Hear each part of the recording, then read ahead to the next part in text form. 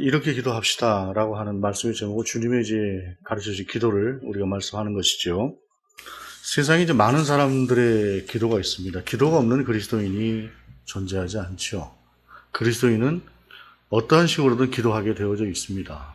그런데 또 이런 기도에는 여러 가지 또 폼이라고 하는 것들이 있습니다. 제가 지난주에 만났던 어떤 교회 목사님은 그 달마다 그 기도실에 그 따로 이걸 가져다 놓더라고요. 그 7월의 기도문 해서 그 기도문을 기도가 와서 그대로 읽고 기도하고 그 다음에 자기 자신의 개인 기도를 하고 이렇게 하도록 이제 그렇게 했는데, 고대에도 우리 예수님 당시에도 이 기도문이라고 하는 것이 있어서 특히 랍비들은 자기 제자들에게 기도를 가르치고 이렇게 기도하라 라고 가르치는 것들이 고대에 많았다고 해요. 누가복음을 보게 되면 누가복음 11장에도 평행구절이 있죠. 똑같은 평행구절이 있는데 그때 제자들이 주님께 우리에게도 기도를 가르쳐 주십시오 라고 해서 주님이 기도를 가르쳐 주신 장면이 나와요. 오늘 본문의 내용과 거의 유사하게 그대로 내려가는 말씀입니다. 근데 이렇게 주님께서 기도를 가르치셨던 것이 누가복음은 우리에게 기도를 가르쳐 주십시오 라고 하는 제자들의 요구에 의해서 주님이 가르쳐 주신 걸로 되지만, 오늘 보면 산상수훈 안에 그 모든 것들을 다 포함을 하고 있어요. 근데 산상수훈에서 오늘 마태복음에서 우리 주님은 기도하기 전에 기도의 자세부터 말씀을 하시죠. 기도의 자세라고 하는 것이 어떤 것입니까? 첫째는 골방에 들어가서 기도하라 라고 말씀하셨어요. 골방이라고 하는 것이 꼭 골방만을 의미하는 것이 아니라 사람의 눈을 의식하고 사람이 보이게 기도하는 것이 아니라 하나님을 바라보고 기도하라 라고 하는 것이 골방에 들어가서 기도하라 라고 하는 말씀의 가장 중요한 의미였고, 그 다음에는 이방인들처럼 중언부언하지 마라 이렇게 말씀하셨습니다. 이방인들이 중언부언하는 것은 뭐 말을 이 말했다 저 말했다 꼭 그렇게 한다는 의미만이 아니라 그 사람들은 말을 좀 많이 하고 기도를 오래 해야 어떤 하나님께서 그들의 신이 기도를 들어준다고 생각을 하는 그러한 생각을 버리고 진심을 다해서 하나님께 기도하라는 것이죠. 그냥 중언부언하면서 길게 늘어뜨린 것이 아니라, 그렇다고 시간을 짧게 하라는 말씀은 아닙니다만은 진심을 담아서 하나님 앞에 기도하라 라고 하는 말씀을 우리 주님께서 기도의 전제로 가르치셨어요. 이것은 기도의 자세입니다. 그리고 우리가 주님 오시는 날까지 이 기도의 자세는 결코 변하지 않을 그러한 자세입니다. 그리고 여기에 의해서 주님은 이제 기도를 우리 가운데 가르치고 계시는데, 그 첫 번째 기도가 하늘에 계신 우리 아버지여라고 하는 말씀입니다. 우리는 하늘에 계신 우리 아버지여라고 하는 이 단어가 너무, 이 호칭이 너무도 당연해요. 하나님 아버지, 이 호칭이 너무 당연한데, 그런데 이때 당시를 살아가던 유대인들에게 하늘에 계신 우리 아버지여라고 하는 이 호칭은 지금 우리가 생각하는 그런 호칭이 아닙니다. 얼마 전에 한번 말씀을 드렸지만 유대인들은 하나님이라고 하는 하나님조차도 부르는 것이 어려워서 하늘이라고 하는 것으로 대신해서 하나님을 표현하는 그런 간접적인 그런 칭호를 사용할 만큼 유대인들은 하나님의 이름 자체나 하나님의 성호 자체를 이 입으로 담는 것조차도 그 사람들은 힘들어했던 사람들이 어려워하고, 그러니까 어떤 면에서 보게 되면 그들의 형식은 하나님을 대단히 존중하고 있는 것처럼 보이는 그런 면이 있죠. 그런데 대신에 거리는 뭐예요? 거리는 그냥 하나님이 거의 그러니까 전적으로 우리가 떨어져 있는 분처럼 뭐 그렇게 생각을 하는 면들이 그들 안에 있었는데, 그런데 오늘 주님은 이스라엘 백성들, 그 모든 사람들이 하나님을 감히 아버지라고 부를 수 없는 그 상태에서 하늘에 계신 우리 아버지여라고 하나님을 아버지로 부르고 있다라고 하는 사실입니다. 누가복음은 틀려요. 누가복음은 다릅니다. 누가복음은 그냥 아버지여라고 말씀하고 있어요. 바로 그냥 아버지는 당연히 하나님이고 그렇게 부르는 것이 너무 당연한데, 이 마태복음은 그렇지 않은 것이죠. 그래서 유대인들의 그 정서가 그 안에 담겨져 있는 것이에요. 이 하나님을 아버지라고 부른다는 것이 유대인들이 얼마나 크고 놀라운 일이고 신성모독적인 그런 표현이었냐면은, 우리 주님께서 십자가에 달리시기 전에 대제사장의 무리들이 이야기를 할 때 네가 하나님의 아들이냐는 식으로 이렇게 물어봐요. 그때 내가 하나님의 아들이다라고 대답을 하는데 다른 대답도 있지만 이것이 그들에게는 신성모독이었어요. 그래서 신성모독이로다 하면서 유대인들이 대제사장들이 예수님을 십자가에 달 만큼 하나님을 감히 아버지라고 칭한다고 하는 것은 거의 있을 수가 없는 그러한 일이었어요. 그런데 예수님은 그 하나님이 너희의 아버지다라고 가르치는 것입니다. 여기에서 하나님과 우리와의 관계가 완전하게 달라지는 것이에요. 그 전까지는 감히 하나님을 향해서 쳐다볼 수도 없었던 그러한 우리의 모습이, 인간의 모습이 이제는 하나님을 아버지로 부르면서 다정하게 그분 앞에 나의 모든 것을 다 토로할 수 있는, 내어놓을 수 있는 그러한 분으로 존재케 되었다라고 하는 사실입니다.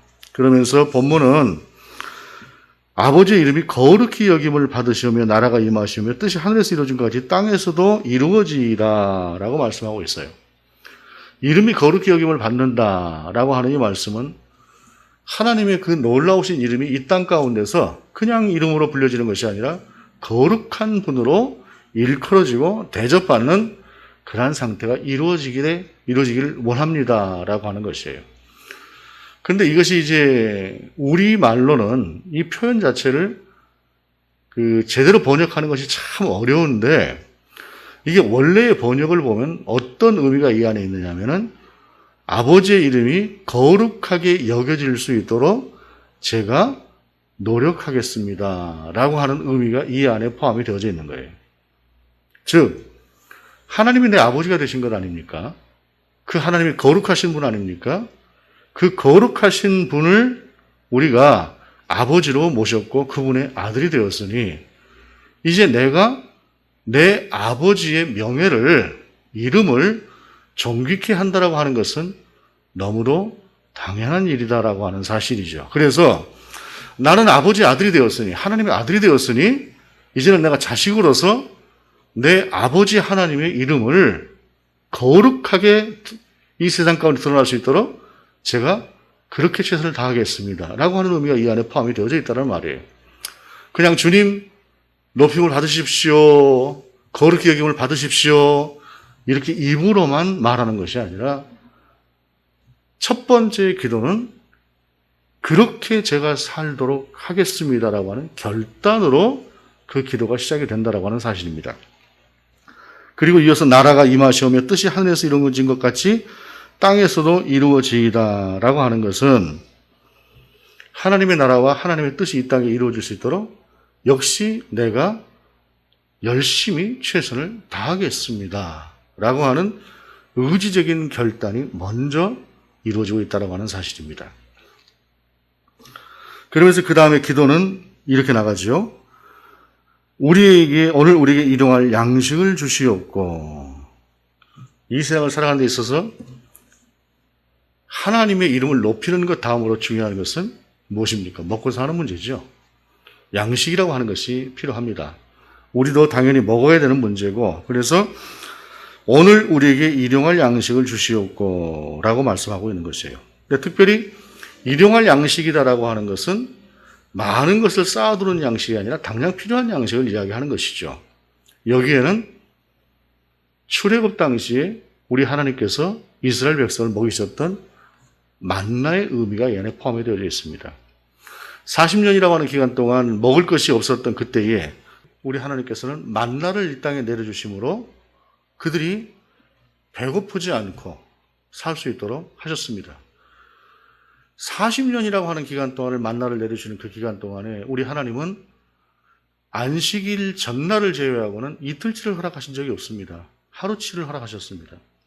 처음에는 불안했을지도 모를 것입니다. 처음에는 불안했을 수도 있을 거예요. 쌓아둬야 사람은 안심을 하지 않습니까? 그런데 오늘 당장 하루 먹을 것만 딱 아침에 주시니, 그런데 그것이 하루 지나고 이틀 지나고 1년 지나고 2년 지나면서 어떻게 됐을까요? 당연한 것이 되는 것입니다. 여러분, 내 앞에 당장 하루치의 것만 있다고 할지라도 하나님이 우리의 아버지시기 때문에 염려하지 말고 그것만 구하고 살으라는 것입니다. 알아서 하나님께서 채우실 것이니. 그래서 전제는 하늘에 계신 우리 하나님이 우리의 아버지가 되셨기 때문에 10년치, 100년치를 쌓아놓지 않고 일주일치, 한 달치를 쌓아놓지 않고 당장 하루 먹을 것만 있어도 걱정할 것이 없는 그러한 삶을 산다는 그러한 전제에서 그것을 우리 가운데 허락해달라라고 하는 것인데, 그럼 이 본문을 보면서 굳이 그 하루치 양식을 위해서 기도할 필요가 있을까라고 하는 생각을 하기가 쉬워요. 그런데 여러분 가지고 있는 성경에도 보게 되면 그 주석 밑에를 보게 되면은 일용할 양식이라고 하는 것이 내일이라고 하는 말로 되어 있어요. 일용이라고 하는 말이 내일의 양식을이라고 하는 말로도 번역이 가능한 것이에요. 그러니까 이것이 하루치 양식이 일용할 양식도 되지만 내일의 양식이라고 하는 의미도 된다라고 하는 사실입니다. 그런데 이 내일의 양식이라고 하는 것이 어떤 의미냐? 이것은 내일 먹을 수 있는, 그러니까 오늘 하루치가 아니라 내일치까지를 하나님 앞에 구하는 것일 수도 있습니다. 그런데 여기에는 내일이라고 하는 날, 다가오는 날, 그리고 하나님 앞에서 하나님과 우리가 온전히 만나게 되는 그날에 먹을 수 있는 양식을 구한다는 의미로도 이 본문의 말씀이 해석된다는 사실입니다. 즉, 오늘을 내가 어떻게 살고 하나님 앞에서 어떻게 살았느냐에 따라서 하나님 앞에 우리가 서게 되는 날, 소위 하나님의 그 심판과 판결을 받게 되는 그날, 그 하나님 앞에서 내가 살게 되어지는 그날에 내가 먹게 되어질 하나님 앞에서의 그 식탁을 위한 기도가 이 안에 포함이 되어져 있다고 하는 사실입니다.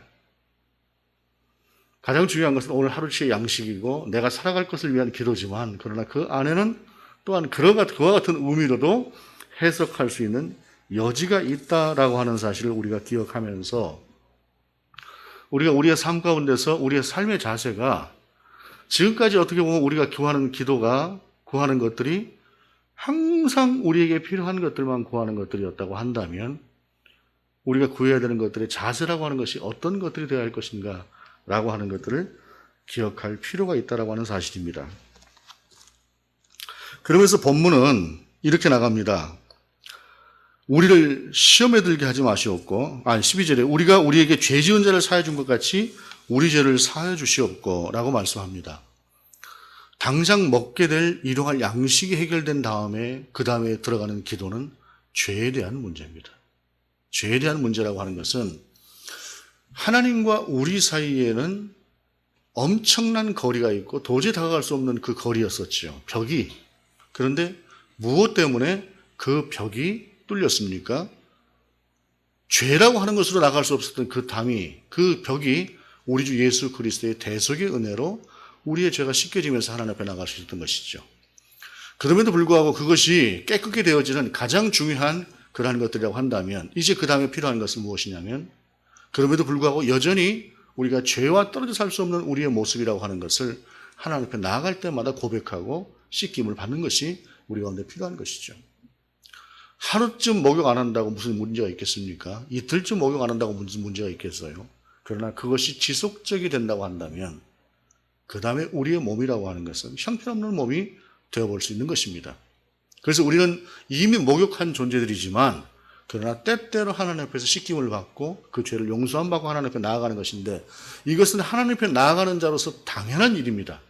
그래서 우리가 주일마다 기도할 때에 지난 한 주일 동안에 우리의 죄와 허물을 하나님 앞에서 고백하고 용서를 받는 것, 이것이 정말로 중요한 기도문 중에 하나가 포함이 되는 것도 바로 그와 같은 문제입니다. 그래서 이 죄라고 하는 것은 어떠한 상황 가운데서도 하나님 앞에서 해결해야 되는 문제예요. 그래서 그 죄를 해결하는 것이 그냥 하나님 나의 죄를 용서해 주십시오라고 하는 것이 아니라 내가 나에게 죄 지은 사람을 용서해 주면서라도 제가 하나님 앞에서 그 죄를 용서받기를 원합니다라고 하는 간절함이 이 안에 포함이 되어져 있는 것이에요. 그래서 이 말은 조건부적인 형식으로 되어져 있으나 그러나 그것은 조건부가 아니라 그만큼 간절함으로 하나님 앞에서 나의 죄를 용서함 받기 원한다라고 하는 그 의미가 이 안에 포함이 되어져 있다고 하는 사실입니다. 그리고 이것은 이때 당시를 살아가던 이스라엘 사람들 셈족의 언어의 습관이기도 해요. 셈족 언어의 습관이라고 하는 것이 좀 어떤 경우는 과장법이 심한 경우도 있다고 하지 않았습니까? 네 오른눈이 실족하게 되면 오른눈 빼버리라. 이거는 진짜 빼버리라는 얘기가 아니라 그만큼 네가 제대로 보고 살아라는 거 아니에요. 오른팔이 범죄하고 오른팔 빼버리라.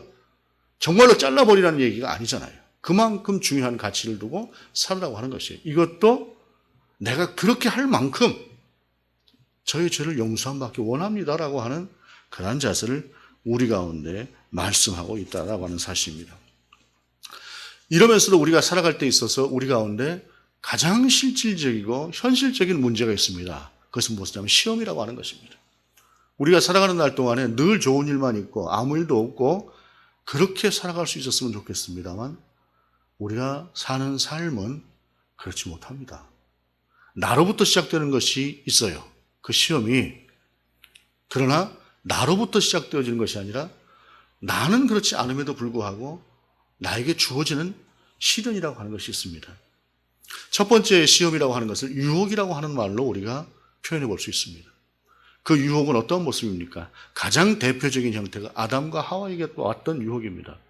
그들은 에덴 동산에서 아무 부족함이 없이 살았습니다. 그런데 어느 날 뱀이 그에게 다가와서 그들에게 다가와서 완전하게 만족하고 있는 그들 가운데 불만이 너희 가운데 하나가 있을 수가 있다고 하는 것을 이야기하지요. 너희에게도 결핍이 있어. 너희가 다 충족된 것이 아니야. 라고 하면서 한 가지 유혹을 던집니다. 그리고 그것이 어떻게 됩니까?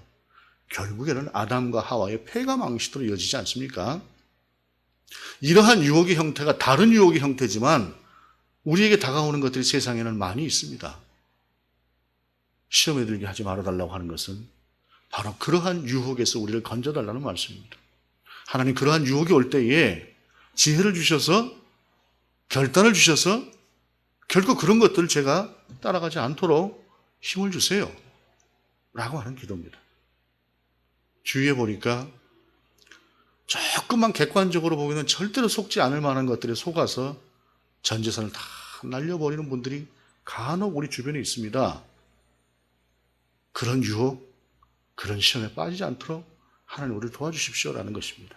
그 다음에 여기에는 우리가 그런 유혹에 빠지지 않더라도 우리 가운데 다가오는 시련이라고 하는 것이 있습니다. 이것은 목적을 둔 시련입니다. 예를 들어서 가장 거기에서 컸던 것 중에 하나가 욥의 시련이라고 할 수가 있을 것입니다. 욥은 동방의 의인이지 않았습니까? 온전한 사람이었습니다. 그런데 그가 어느 날 시련을 당합니다. 우리들로서는 감당할 수 없을 만큼 모든 자기의 자식들을 다 잃어버리고 전 재산을 잃어버리고 자기의 건강까지도 잃어버린 상태, 최악의 상황으로 그가 빠졌습니다.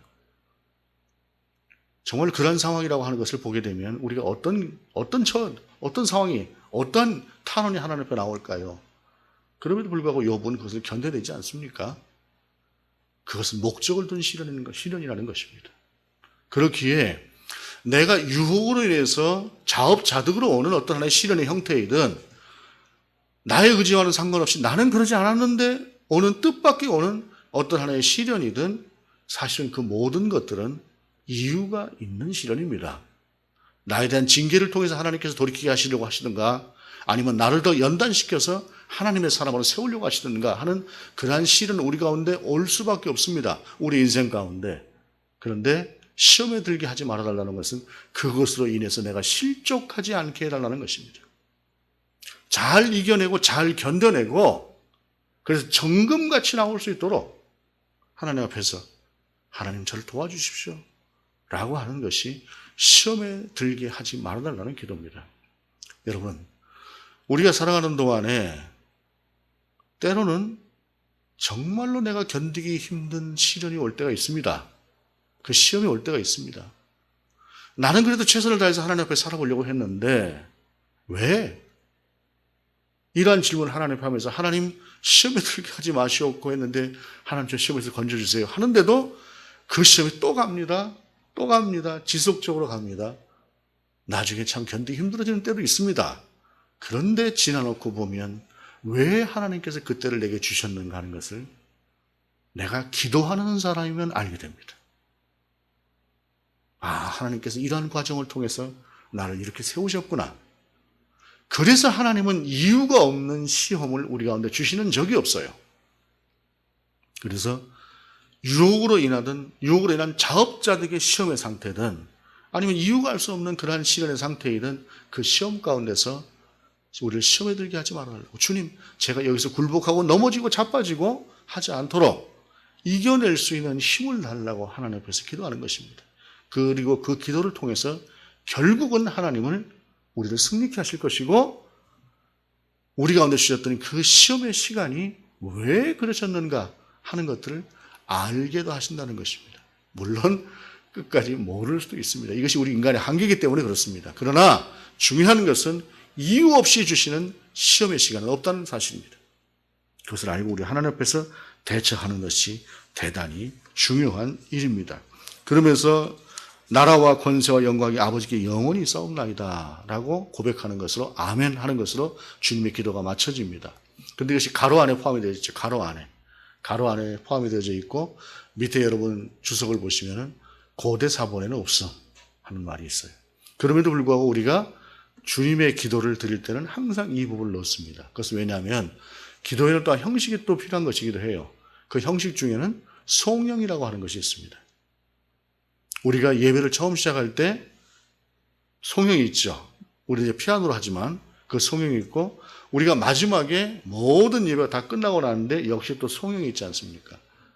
이게 하나의 형식이기도 해요. 그래서 오늘 본문은 이 말씀은 나라와 권세와 영광이 아버지께 영원히 싸움나이다 라고 하는 이 말씀은 일종의 송영과도 같은 것이에요.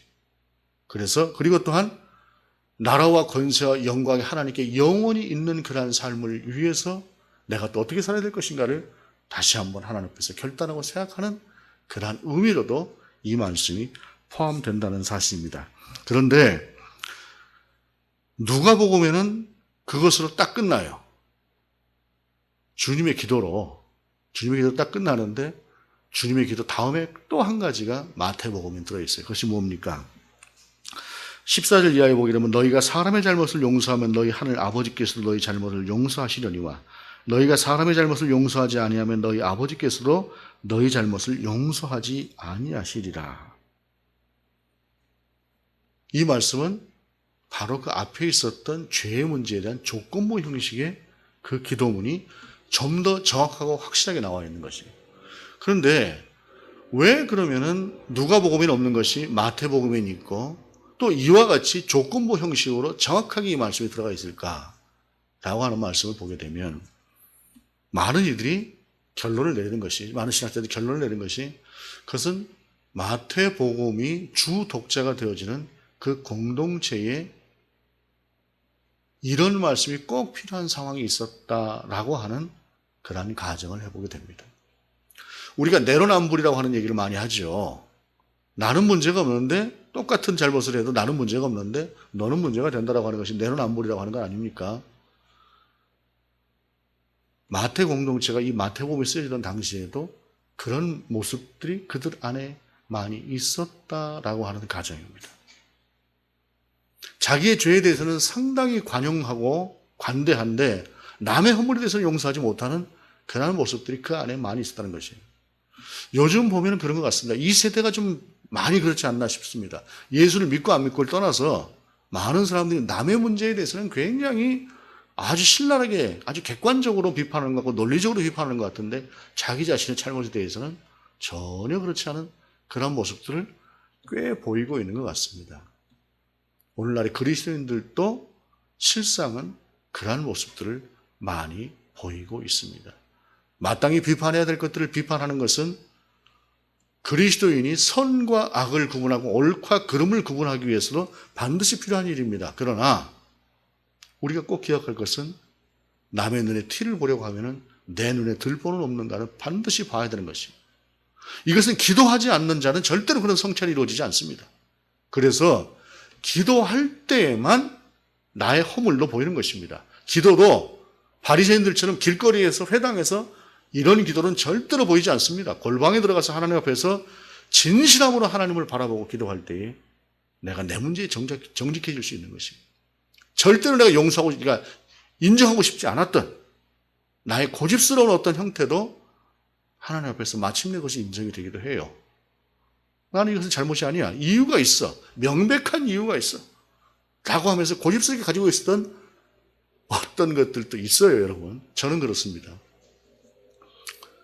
그것이 하나님 앞에서 기도할 때마다 자꾸 마음속에 걸리고, 그래서 어느 날 하나님 앞에서 정말로 그 문제를 내려놓고 하나님, 이것이 제 고집이었습니다 하는 순간에 자유가 임하는, 그것을 하나님 앞에서 서서 하나님 앞에서 나를 돌아보는 시간이 아니면 안 되는 것이죠. 근데 이때 당시에 사람들이 남의 죄에 대해서는 그렇게 비판적이면서 자기 자신의 죄에 대해서는 너무나 관용하는 그러한 모습을 보이고 있었다라고 하는 그러한 짐작을 하게 됩니다. 그러한 짐작에 또한 이유로 또 한 가지 이것이 있어요. 1만 달란트 빚진 종과 100데나리온 빚진 종의 이야기를 우리가 알고 있습니다. 100데나리온, 1만 달란트라고 하는 것은 사실은 상상이 갈 수가 없는 엄청난 금액입니다. 오늘날의 금액으로 환산한다고 해도 그것은 뭐 수천억이 될까요? 그냥 환산한다고 해도. 그러니까 사람이 빚을 질 수가 있는 그런 상태가 아닙니다. 그런데 어떤 종이 1만 달란트 빚을 졌어요. 그래서 주인이 그것을 갚지 않으면은 네 처자식이고 모든 걸 다 그냥 팔아서 종으로 삼아서라도 받겠다 했더니 눈물로 호소를 했습니다. 용서해 주십시오. 용서해 주십시오. 그랬더니 이 주인이 알았다 하고 탕감을 해줘 버렸어요. 그 탕감을. 그런데 이 사람이 그 탕감을 받고 내려오다가 자기한테 100데나리온 빚진 사람을 만났어요. 수십만 분의 1도 안 되는 돈이에요. 100데나리온이 근데 작은 돈이 아닙니다. 이 100데나리온이 아무것도 아닌 것처럼 생각할 수 있으나 100데나리온은 100일 동안 일을 해야 되는 돈입니다. 그렇기 때문에 1만 달란트라고 하는 것은 저 꿈과 같은 너머에 있는 엄청난 것이고 100데나리온이 현실이에요. 그런데 꿈과 같은 그 죄는 용서를 받았는데, 그 짐은 용서를 받았는데 눈앞의 현실인 이 100데나리온은 절대로 자기가 포기를 못하는 것이에요. 그래서 그를 고발을 하고 감옥에 쳐넣었습니다. 100데나리온 내놔. 주인이 이 말을 들었습니다. 너는 내가 10,000달란트를 갚아줬는데 그 100데나리온을 네가 용서를 못해? 다시 그를 옥에 가두라고 했습니다. 그리스도인이 하나님 앞에서 받은 용서라고 하는 것은 예수 그리스도를 십자가에 못 박아가면서까지도 받았던 용서입니다. 그런데 우리는 세상을 향해서 나는 이유가 있지요. 나는 나름대로 이유가 있습니다. 그럼에도 불구하고 우리가 하나님 앞에서 가져야 될 그 마음을 갖지 못하고 내가 저 사람을 미워하고 비난하는 것이 당연한 것이야? 그걸 정당화시키는 것이죠. 이런 문제가 오늘날도 그렇고 마태 공동체 속에도 분명히 있었다는 것입니다. 그러나 여기서 분명하게 우리가 기억해야 될 것은 비판해야 될 악을 비판하는 것하고 내가 용서해야 될 의무가 있는 그러한 죄하고는 분명히 다른 부분입니다. 내가 때로는 힘들어도 용서해야 되는 몫이 있다고 하는 것을 마태 공동체에서는 분명하게 하고 있는 것입니다. 이게 부모 죽인 원수를 용서하라는 이야기는 아니에요. 그런데 별것 아닌 거 가지고도 용서 못하는 사람들이 꽤 있습니다, 세상에. 너무 그러다 보니까 오늘 본문이 죄 대 죄로 조건부 형식으로 이야기하는 것입니다. 이것은 무엇이냐면 이 말을 오늘날 가장 현실적인 우리 언어로 바꿔보자고 한다면 웬만한 건 용서하며 살아라 합니다. 웬만한 건 용서하면서. 이런 자세가 우리 가운데 필요하다고 하는 사실입니다. 주님은 그것을 우리 가운데 말씀하고 있는 것이죠. 나의 죄는 절대로 보지 못하고 남의 죄만 본다고 하는 것은 사실은 수치스러운 일입니다. 부끄러운 일입니다. 적어도 부끄러움 정도로 아는 것이 그리스도인의 삶일 것입니다. 우리가 실제로 살아가는 삶 속에서 이러한 일들은 참으로 많습니다. 그리고 이것이 꼭 오늘 주님께서 우리 가운데 가르쳐 주신 그대로 적용을 하고 산다고 하는 것도 쉬운 문제는 아닙니다. 이것은 성숙해 가면서 우리가 이루어 나가야 될 모습이기도 합니다. 그러기 위해서 가장 필요한 것은 무엇입니까? 우선 기도하는 것입니다. 우리가 364장 찬송 드릴 것입니다. 그 364장 찬송이 내 기도하는 그 시간 그때가 가장 즐겁다. 이 세상 근심 걱정이 얽매인 나를 부르사 내 진정 소원 주 앞에 낱낱이 바로 아뢰어 큰 불행당에 슬플 때 나 위로받게 하시네. 2절, 3절, 4절 우리가 이어져 가면서 찬송할 때에 그 의미를 생각해 보십시다.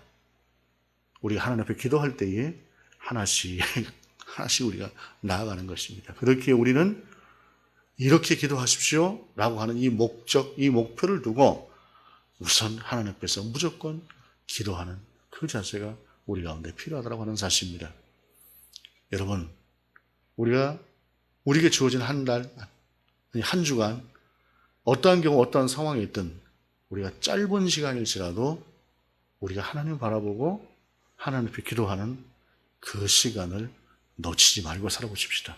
나만의 시간, 나와 하나님만의 시간, 그 골방으로 들어가서 하나님 앞에 이렇게 기도하라고 하는 주님의 말씀을 놓고 우리가 주님 앞에 기도하는 그러한 기도의 시간을 갖도록 하십시다. 그 기도를 통해서 하나님은 이 기도를 우리 가운데 이루실 것입니다. 기도하시겠습니다. 주님, 우리가 기도하게 하시옵소서. 기도의 능력을 경험하게 하시옵소서. 그 기도의 힘으로 우리가 주님 앞에 세워져 가게 하시옵소서. 그래서 주님께서 가르치신 이 기도가 우리의 삶을 통해서 이루어지게 하시옵소서. 주 예수 그리스도의 이름으로 기도드립니다. 아멘.